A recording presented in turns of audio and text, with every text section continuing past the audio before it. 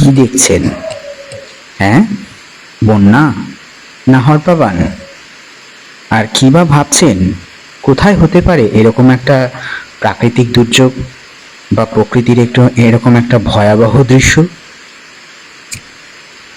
না তো পশ্চিমবঙ্গ, না তো মহারাষ্ট্র, না তো বিহার, না তো আসাম, না, এটা হচ্ছে উত্তর দিকের হিমাচল প্রদেশ। একদম উপরে, ভারতের ম্যাপের একদম উপরে, উপর থেকে কিছুটা নিচের দিকে, উত্তরাখণ্ডের থেকে নিচে হিমাচল প্রদেশ। হিমাচল প্রদেশে এইখানে অসম্ভাব্য বৃষ্টি এবং হরপাবান এবং প্রচুর ক্ষয়ক্ষতি। জেনে নি কি হয়েছে এখানে।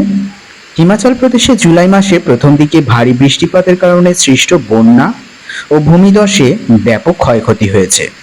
মান্ডি জেলা বিশেষভাবে ক্ষতিগ্রস্ত হয়েছে, যেখানে মেঘ বিস্ফোরণ ও আকস্মিক বন্যার কারণে জীবন ও সম্পত্তির ক্ষতি হয়েছে।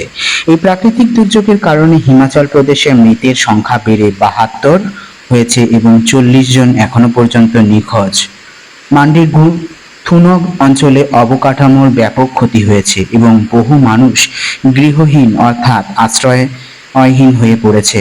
তারা অন্যত্র আশ্রয় কেন্দ্রে যেতে বাধ্য। ভারতীয় সেনাবাহিনী উদ্ধার অভিযানে সহায়তা করছে এবং রাস্তাঘাট পরিষ্কারের কাজ করছে।